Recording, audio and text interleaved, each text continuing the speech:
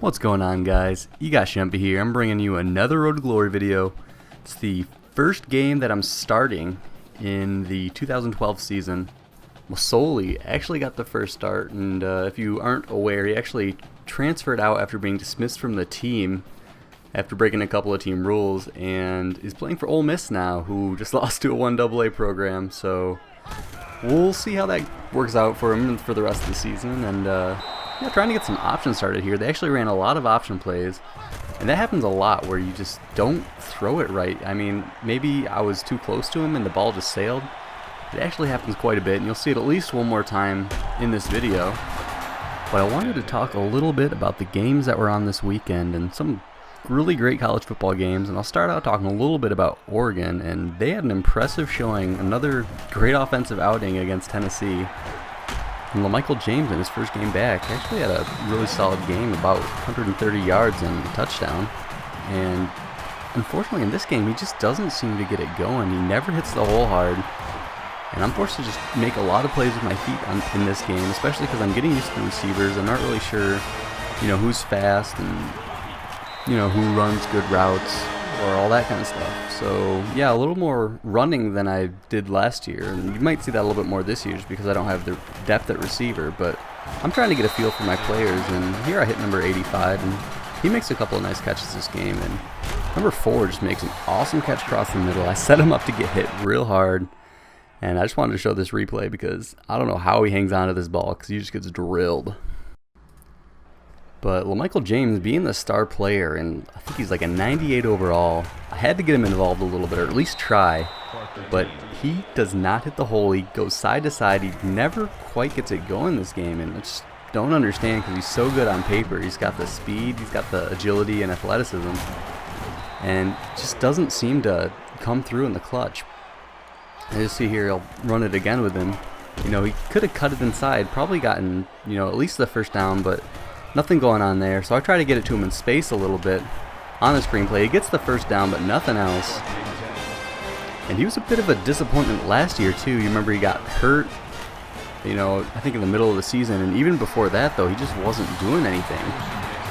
And I've got to blame that partially on the computer. He just doesn't seem to know how to run a speed halfback, and they run the power backs really well. I mean, I wouldn't consider Kenyon Barner a power back, but whenever he was in the game for the last season, he always did better than Michael James.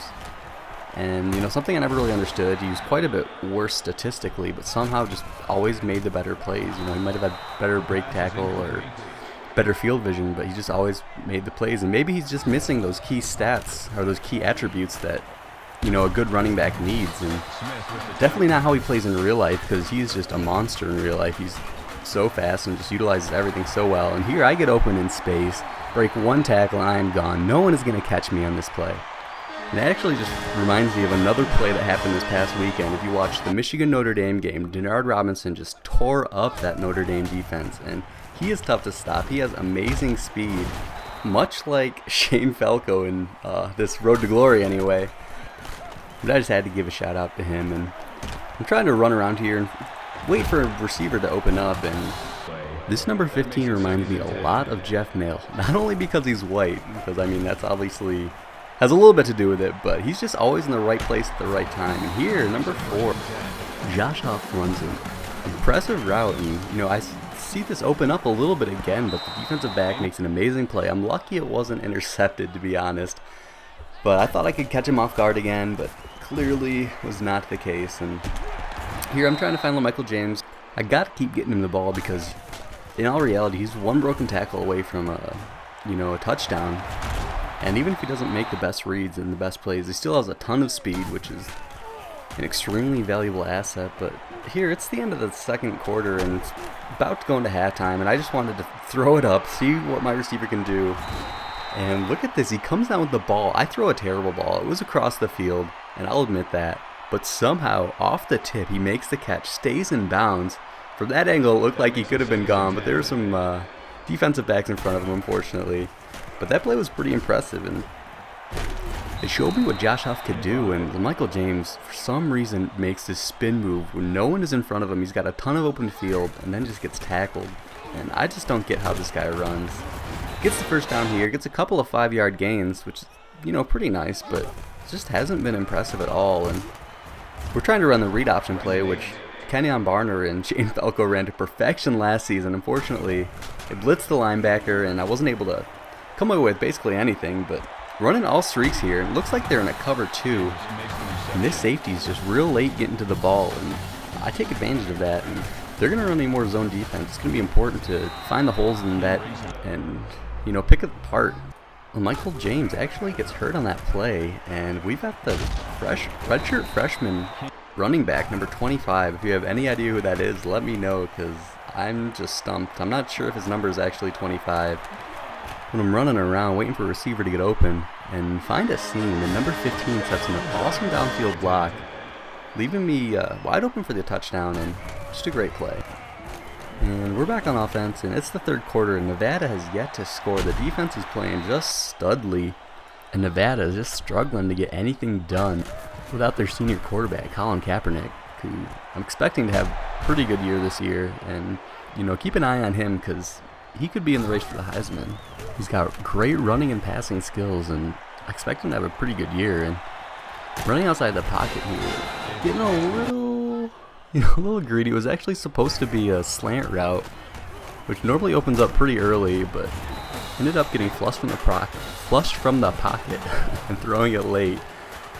But early on in this play, receivers are not getting open, but I see someone with 2 guys trailing behind him, and it is number 15. He's becoming a real steady target for me, and of course Shane Falco threads the needle and throws a perfect pass. But it's the end of the game here. You know, we're in the fourth quarter.